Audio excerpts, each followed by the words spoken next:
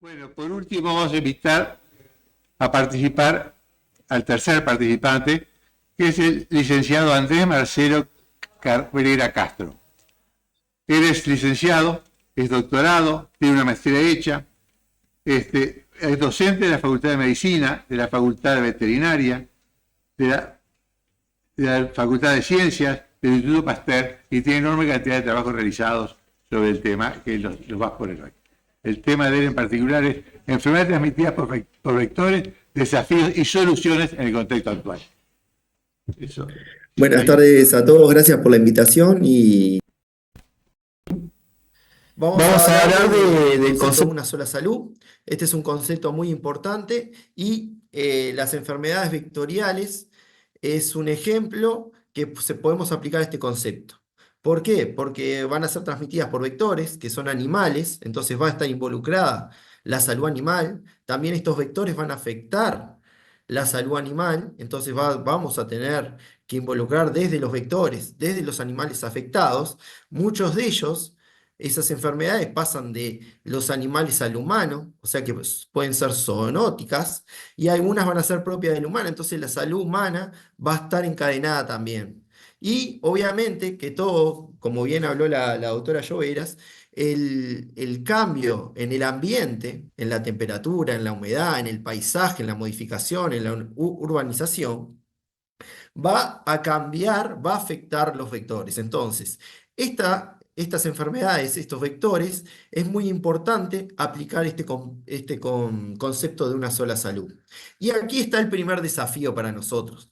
El primer desafío es que tenemos que trabajar multidisciplinariamente, porque son enfermedades complejas, ciclos complejos que necesitan diferentes puntos de vista. Por ejemplo, veterinarios, agrónomos, biólogos, médicos, geógrafos, sociólogos, todo un conjunto de expertos, de científicos, de la comunidad también, para abordar estas enfermedades transmitidas por vectores. Entonces, el primer desafío es empezar a trabajar multidisciplinariamente.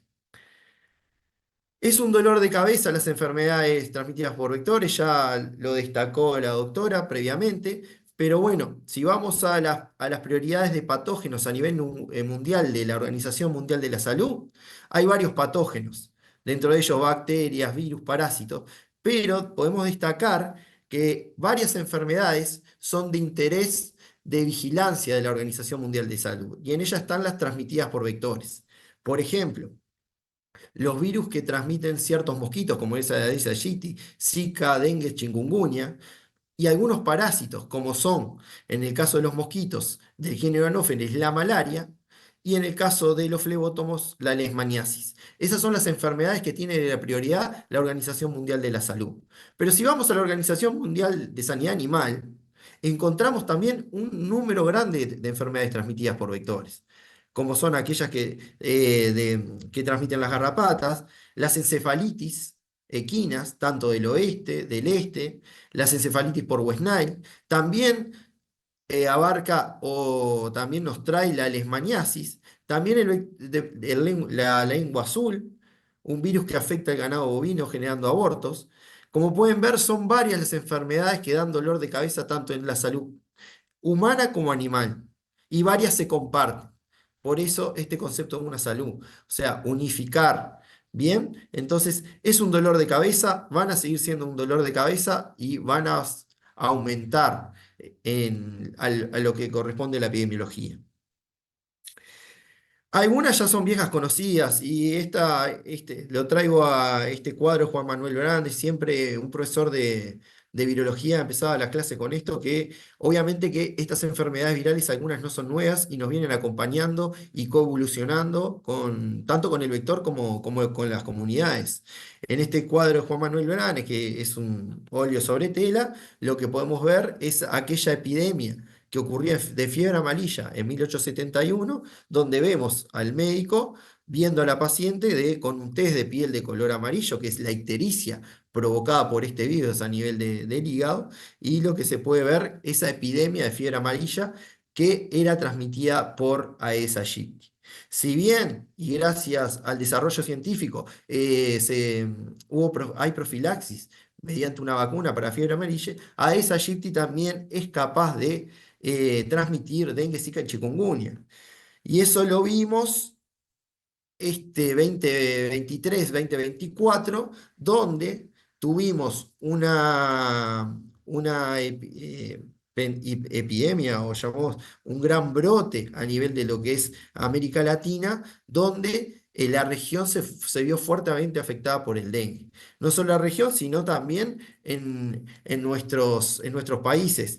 Tanto, acá hay un mapa de la ciudad de Buenos Aires donde puede ver que fue fuertemente afectada. Y en Uruguay, si bien nosotros tuvimos casos autóctonos en 2016 y fue un pequeño brote de 20 casos, hacía 100 años que no teníamos dengue por un tema de que no teníamos el vector, después se reintrodujo el vector y finalmente tuvimos 20 casos, pero 2023 y 2024 debutamos con muchos casos, casi de más de mil casos autóctonos, lo que nos pone que, si bien son viejas conocidas, empieza o empezamos a tener más frecuencia de estas enfermedades virales.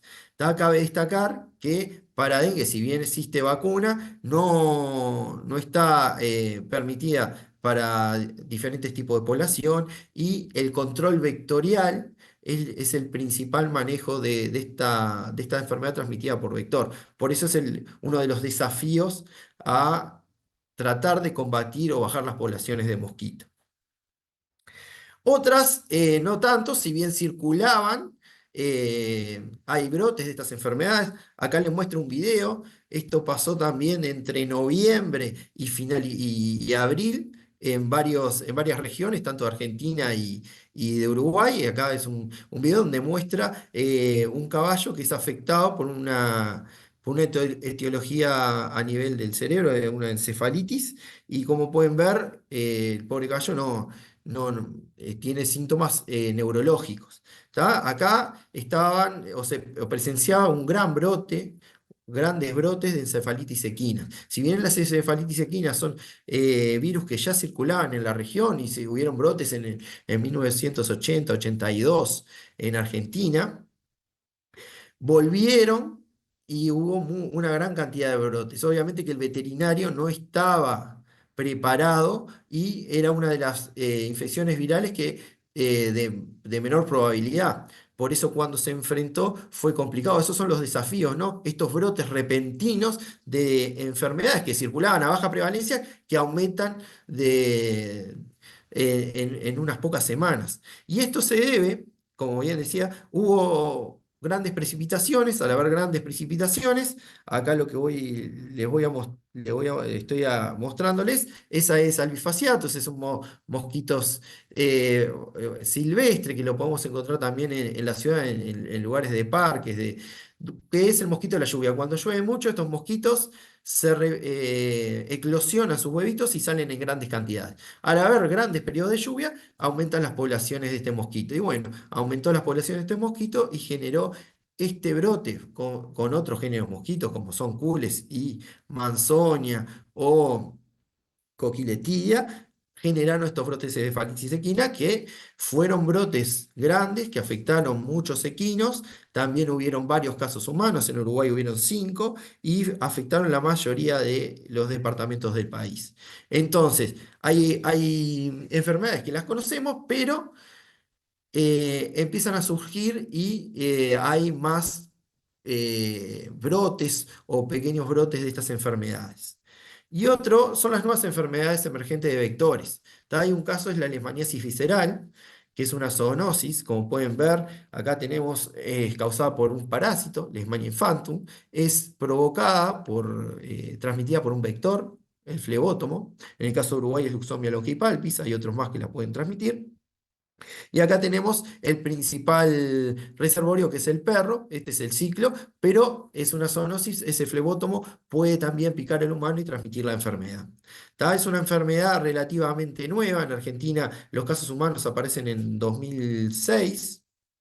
Acá lo que podemos ver que las provincias tanto de Misiones, Corrientes como Entre Ríos tienen casos de leishmaniasis visceral, tanto en humanos como en perros, también al norte del país.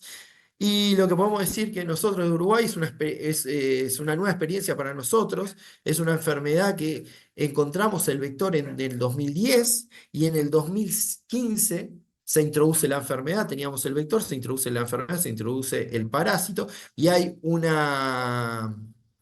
brote de esta enfermedad en dos ciudades del norte del país, como son Salto y Bella Unión, en perros. En el 2018 tenemos los primeros casos humanos y hubieron algunos casos más humanos, pero esa enfermedad y el flebótomo ha ido conquistando nuevos territorios. De Artigas a Salto pasó a lo que es el departamento del norte y contiguos, como son la ciudad de Artigas y Rivera.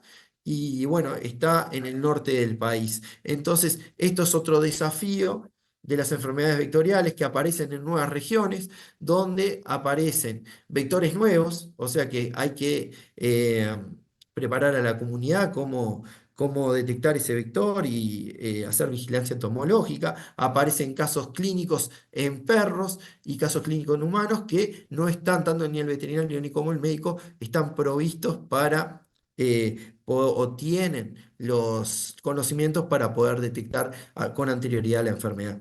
Entonces, todo este conjunto de enfermedades emergentes asociadas a vectores es un desafío. ¿Tá? Desde tema entomológico, en tema médico, veterinario, entonces son desafíos. Y hay que ver que esta dinámica en estas enfermedades es multifactorial. O sea, si nosotros vamos a estudiar desde un punto de vista, no da resultado. Tenemos que tener una globalidad, ver todos los factores que ya se afectan. Y generalmente son varios los factores. Uno es el factor ambiental, los factores abióticos y el clima, y el factor temperatura, humedad, precipitación es uno de los principales, pero también hay factores bióticos, hay factores que dependen propio del insecto, que dependiendo del insecto transmisor, qué capacidad vectorial tiene, qué tan bueno de transmitir o qué tan bueno de no transmitir el virus, parásito, bacteria. Y bueno, y ahí van a jugar con su distribución, la abundancia, la transmisión de diferentes patógenos y obviamente los hospederos intermediarios, un poco lo que habló la doctora Joveres. Pero bueno, uno de los factores que nos convoca en estas jornadas es esa variación, ¿no? Y la temperatura y humedad juegan un rol fundamental en diferentes artrópodos de interés sanitario y artrópodos que transmiten enfermedades. Voy a dar como ejemplo el mosquito Aedes aegypti. Acá lo que ven que es el mosquito Aedes aegypti tiene un ciclo de metamorfosis completa: huevo, larva, pupa y adulto. Y ese ciclo, dependiendo de la temperatura, se va a acelerar, ¿no? Cuanto mayor temperatura, más cálido, ese ciclo se acelera. Este ciclo va entre una semana y 10 días. Si está bastante más calorcito, va a ser 7 días y si tiene una humedad relativa del 70%. En zonas tropicales y subtropicales, este mosquito está durante todo el año. O sea, se replica durante todo el año y lo vas a encontrar durante todo el año. En zonas templadas, como pueden ser el caso de Uruguay, el caso de la provincia de Buenos Aires, son zonas templadas. Entonces, hay un factor donde tanto las larvas como las pupas y el mosquito, a bajas temperaturas, baja su actividad y en las temperaturas extremas, cuando baja la actividad 12, 11, 10 grados, a temperaturas más bajas, el mosquito se muere. Entonces, el frío tiene la capacidad en estas zonas tempranas de acortar, de generar esos espacios sin adultos, sin larvas y pupas. Y ahí las enfermedades de transmisión vectorial en algunos vectores se detienen. Pero ¿qué pasa? Ustedes dicen, bueno, pasa el invierno, vuelven los mosquitos. No es que el mosquito vuelva, sino su forma de resistencia son los huevos. Esos huevos que se pegan en los recipientes van o tienen la capacidad de resistir el invierno. ¿Y cómo resisten el invierno? Bueno, porque tienen diferentes lípidos y capas en su exterior que le permiten tener reservas y que el frío no pase y el invierno, el embrión que está ahí, se pueda conservar.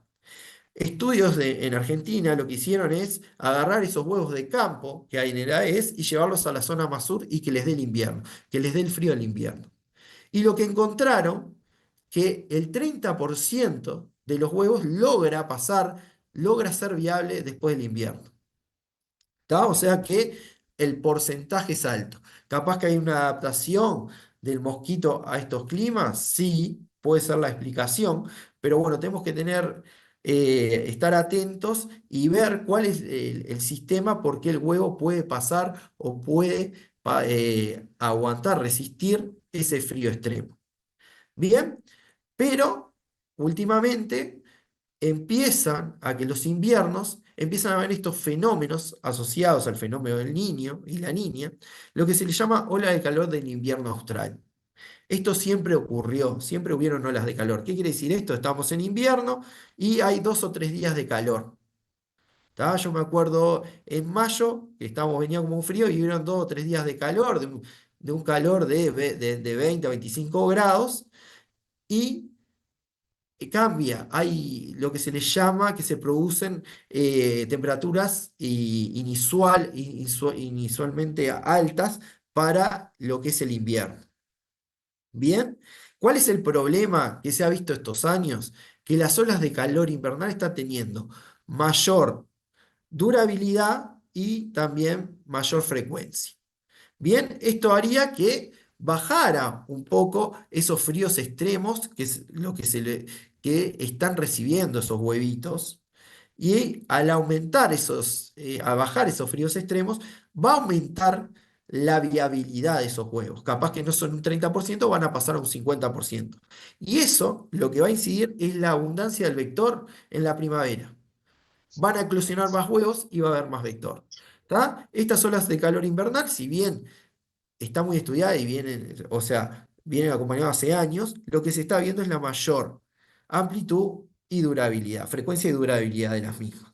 Entonces, este es otro desafío, empezar a estudiar estos fenómenos y ver eh, cómo la biología del insecto se puede ver para que cómo está saliendo o aprovechando estos fenómenos.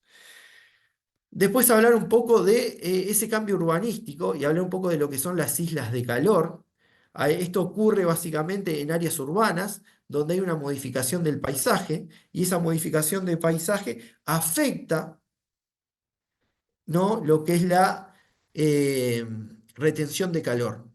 Ese paisaje va a absorber más calor, va a retener más calor, lo que va a hacer es aumentar en ciertos puntos de la ciudad el calor que hay en esa zona. ¿Tá? Se ha visto de 3 a 10 grados. Este es un mapa que se hizo de esas islas de calor o focos de calor en la ciudad de Montevideo y como pueden ver, donde hay más urbanización, hay mayores islas de calor. Y como pueden ver, estamos hablando entre 6, 8 grados, 4 grados.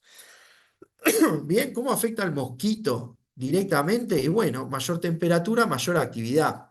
No solo mayor actividad, porque si esos 4 grados nosotros los trasladamos a la temperatura de los criaderos del mosquito, esos 4 grados nos aumentan la actividad del mosquito, la actividad de las larvas, y nos acortan el periodo de replicación. Más calor en el agua, mayor rapidez en replicarme, mayor cantidad de individuos que van a poner huevos. También no solo actúa sobre la replicación, sino también sobre la viabilidad de los huevitos.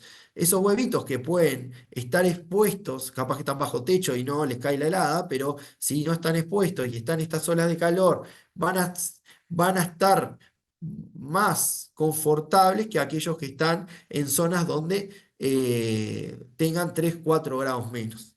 Entonces, también hay que hablar un poco de estos microclimas, estos microambientes. Bien, ¿por qué las llantas de los vehículos son excelentes? Porque claro, son negras y al ser negras absorben la luz y absorben el calor y generan una temperatura mayor. Y bueno, acá en estas islas de calor que se han visto en diferentes ciudades, si el mosquito tiene los criados y eso, puede estar aportando unos grados más de temperatura. Entonces, hay desafíos, aumenta la abundancia del vector, entonces tenemos que controlar esos vectores. ¿Tá? Entonces, tenemos que empezar con medidas de prevención y control. ¿Tá? Y las más eficaces, hay que buscar medidas eficaces para prevenir esa transmisión, ¿no? Y reducir las mismas. Y entonces hay que generar un plan integrado, un control integrado de vectores. ¿Tá? ¿Cómo tiene que ser o cuáles son lo que tiene que tener este plan integrado? Que sea efectivo contra el vector, eficaces, adecuados a la situación y al ambiente, que tengan un bajo impacto negativo al ambiente, que sean racionales y que se puedan ejecutar, y por último, que sean aceptados por la sociedad. Eso, si nosotros cumplimos esos, esos pilares, se va a realizar o se va a llevar a cabo un buen manejo de control de vectores. ¿Cómo hacemos el control vectorial? Y estos son generar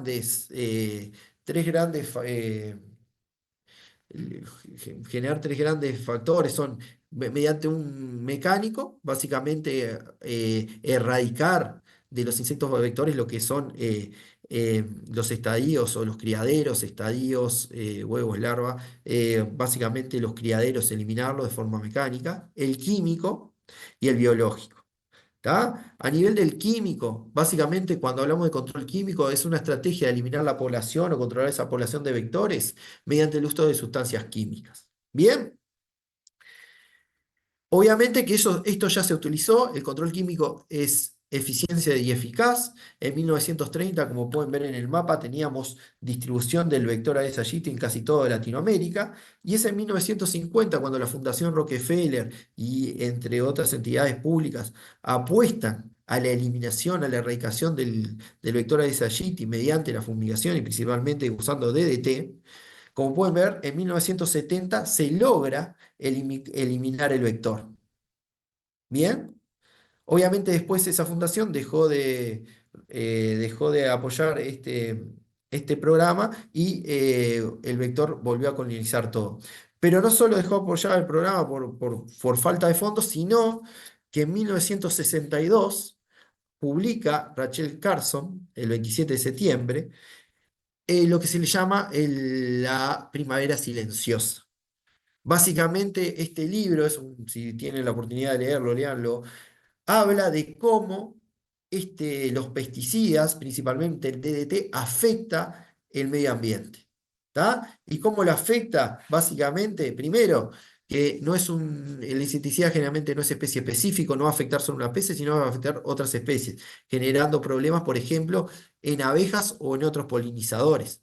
También va a afectar lo que es aves. El DDT afecta mucho a las aves y obviamente porque las aves comen insectos y estos insectos son rociados por el DDT y concentran eso. Va a afectar aves. Afecta a los peces porque los insecticidas a veces no son residuales, van hacia las fuentes de agua y complican, se acumulan en lo que es la fauna acuática. Y principalmente mamíferos, pequeños roedores, entre anfibios y otros mamíferos, y también afecta a los humanos. O sea, entonces se dejó de usar el DDT.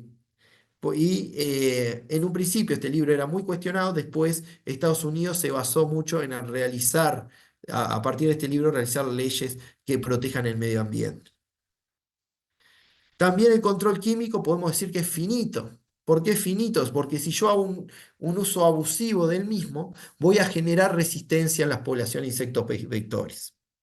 Esto está muy bien estudiado. Si yo abuso del insecticida, lo que va a pasar es que, por ejemplo, si yo abuso del DDT, es un piretroide que afecta los canales sodio-potasio.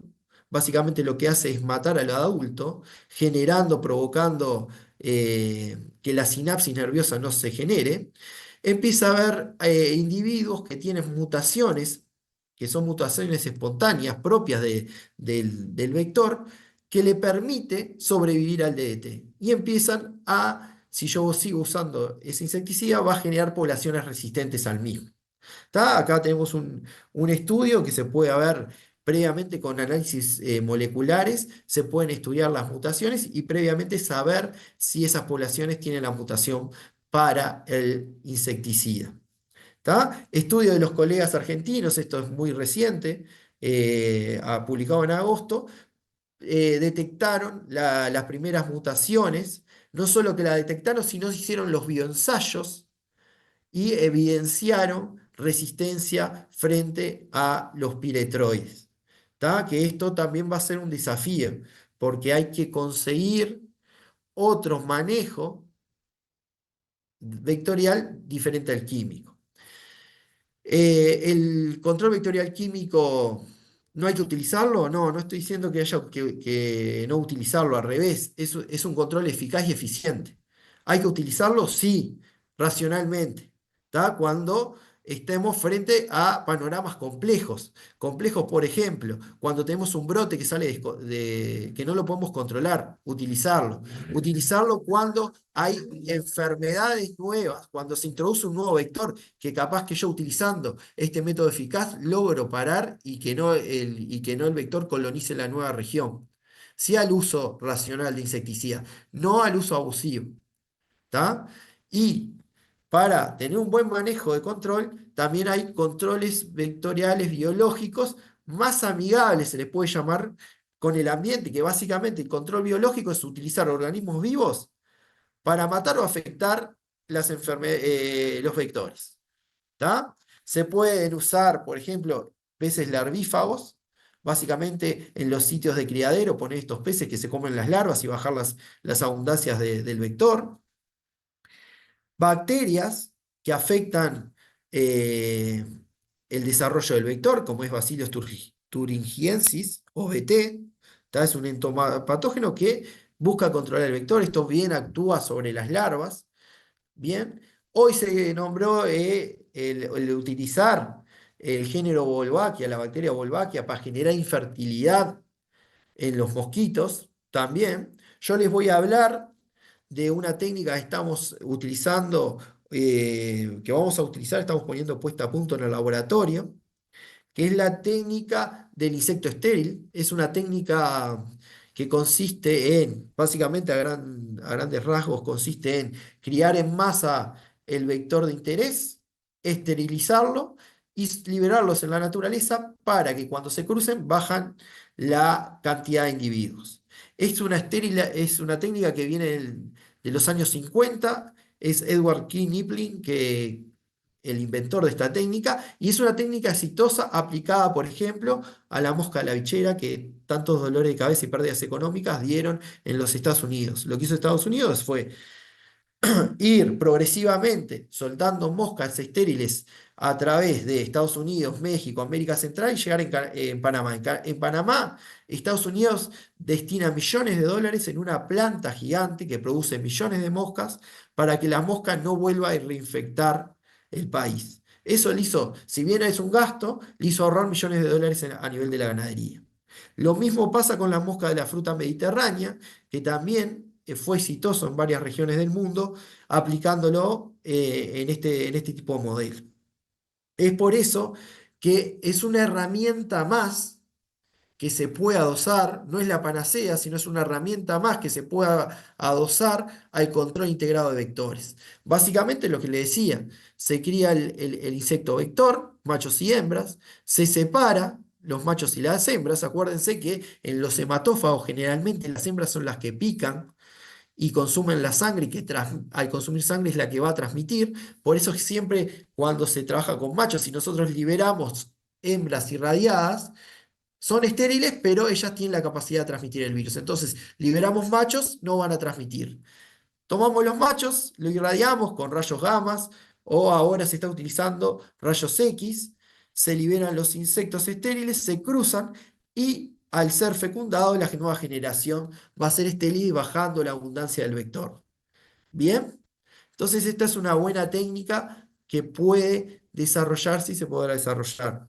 Es así que tanto la energía atómica como varios ministerios de salud están en un proyecto de fortalecimiento de esta técnica.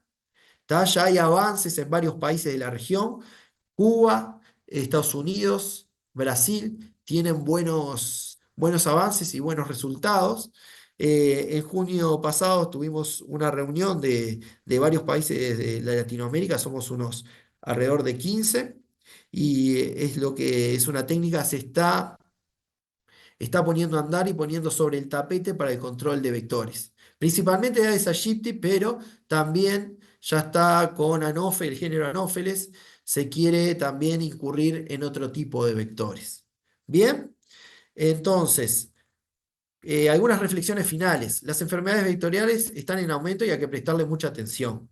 Ya lo vimos en la charla de Benzal, lo vimos en la charla de la doctora Lloveras. Hay que empezar a prestarle mucha atención y están en el foco, tanto de la salud humana como animal. Los cambios ambientales y ecológicos nos obligan a generar nuevas estrategias, obviamente que sí.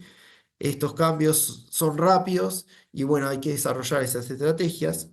Y bueno, lo principal, ¿no? La generación y el uso adecuado de herramientas necesarias para abordar estas problemáticas, siempre desde un enfoque integral, multidisciplinario y bajo este nuevo concepto de una sola salud. Finalmente, los quiero invitar. Tenemos el agrado de recibir del 27 al 31 de octubre 2025, vamos a hacer locales. Tanto la doctora Yester Magián como la doctora Gabriela Huila están organizando el Congreso Latinoamericano de Ecología de Vectores. Entonces los invito a todos a participar. Este va a estar del 27 al 31 de octubre en Uruguay, Montevideo, en el Instituto de Higiene, en la Facultad de Medicina de la Universidad de la República. Bueno, muchas gracias por su atención y estoy para responder las preguntas que necesiten. Bueno, muchas gracias porque ha tocado un tema de mucho interés, de interés de todos, de una forma muy clara y muy docente y muy fácil de comprender. Bueno, muchas gracias por su participación. Le damos las gracias a todos por su concurrencia. Creo que podríamos dar terminar la reunión de hoy. Y muchas gracias por su concurrencia y nos veremos mañana si Dios quiere.